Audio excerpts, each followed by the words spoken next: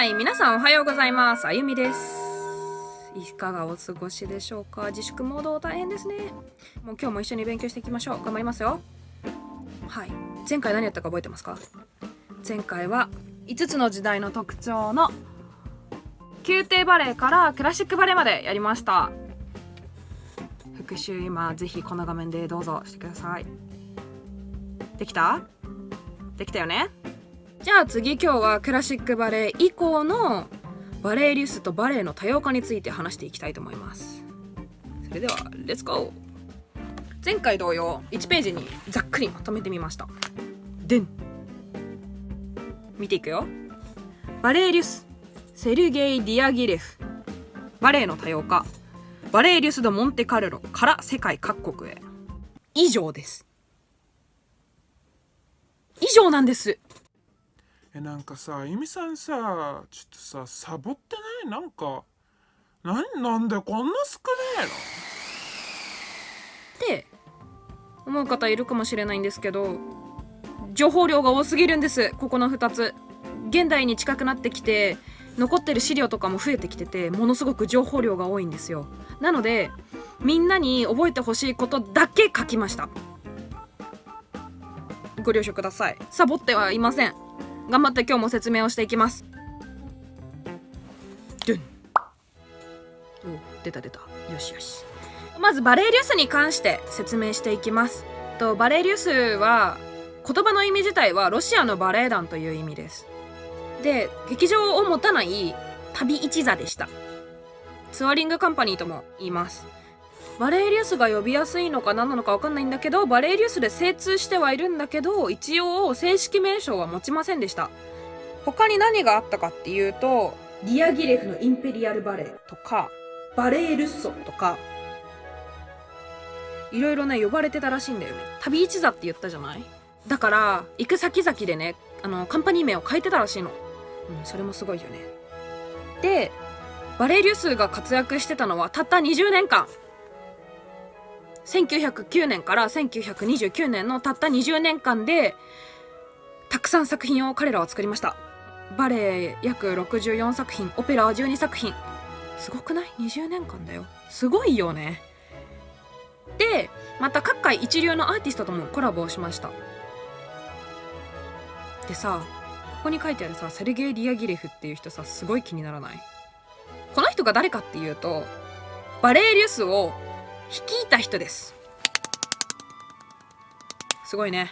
バレエリュス率いた人です。で、実はこの人ダンサーでも振付家でも何でもなくて、興行師としてこの世に存在していました。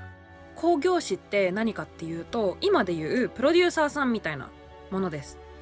いろんな作品とかダンサーとかバレエ団そのものとかをプロデュースしていた人でした。で、その20年間の間にさ、ものすごくたくさん作品を作ったって言ったじゃない。で、そのテーマがだいたい4つに分類されるって言われてて、1個目がバレエリュスの完璧なオリジナルの作品、2個目が以前作られた作品を改訂したもの、3つ目が当時の流行に乗ったもの、4つ目が異国情緒あふれるもの。この4つにだいたい分類されてたと言われております。じゃあどんな人が作品作ってたのかっていうと、クラシックバレエの時代に活躍していて、マリウス・プティパとかチャイコフスキーとかに影響を受けた人たちがバレエリュスの時にダンサー兼振付家として活躍していることが多いです。例えばミハイル・フォーキンとかニジンスキーとかバランチンとか、もうねいっぱいいるんです。それもまたバレエリュスやるときに詳しく話していくからお楽しみにしててください。とりあえずセルゲイ・ディアギレフだけ絶対覚えといてください。これ覚えとけばね、バレエリュスはね語れる。以上です。はい、次バレエの多様化いきます。出たよね。はい、いきますよ。バレエの多様化、文字通りバレエが多様化していく時代です。で、今につながります。で、バレエリュスの終わりってセルゲイ・ディアギレフが死んだことでバレエリュスの時代が終わるんだけど、その後そのバレエリュスの血を継いだ人たちがバレエリュス・ド・モンテカルロとして活躍します。で、これが今世界各国にあるプロのバレエカンパニーの礎になってることが多いです。てかほとんどです。ここのバレエリウス・ド・モンテカルロで活躍していた人たちが今ある世界のほとんどのバレエカンパニーを作りました。だからバレエリウス・ド・モンテカルロ覚えておいてください。こっから世界各国に旅立っていきます。はい。で、もうね、ここもキリがないから、この時に新しくできたジャンルだけ3つ挙げました。ドラマティックバレエ、タンツテアター、無機質な作品。もっともっとたくさんあるんだけど、私が特徴的だなと思ったのはこの3つ。ドラマティックバレエって何かっていうと、ジョン・クランコっていう人が作った演劇的な作品です。ロミオとジュリエットとか、オネーギンとか、ものすごく演劇的要素が強い作品です。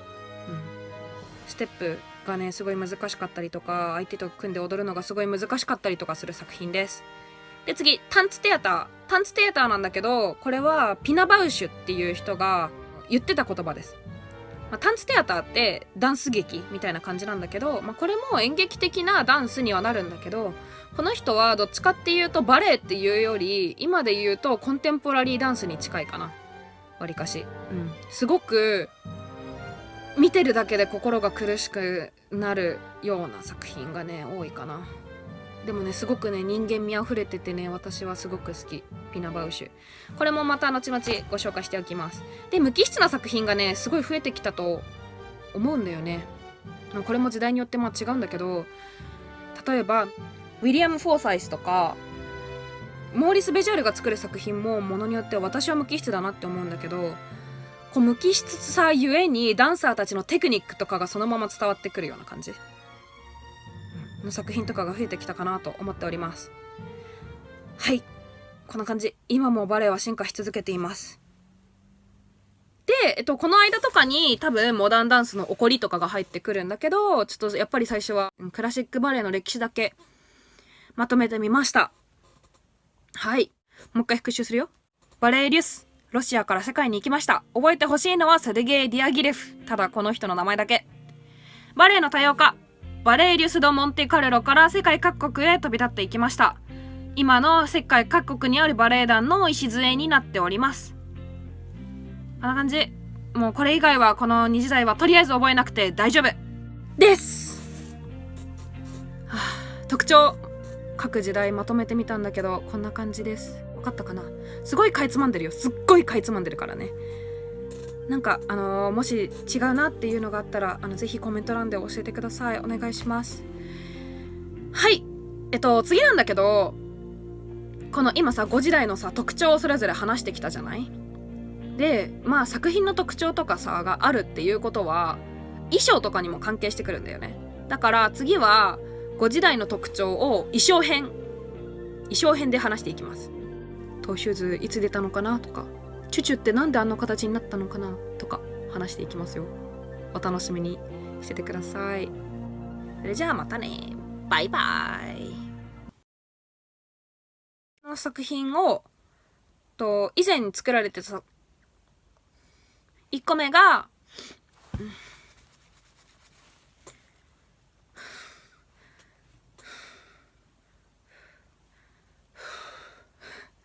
1個目がオリジナルの作品。バレエリュスの完璧なオリジナルの作品。2個目が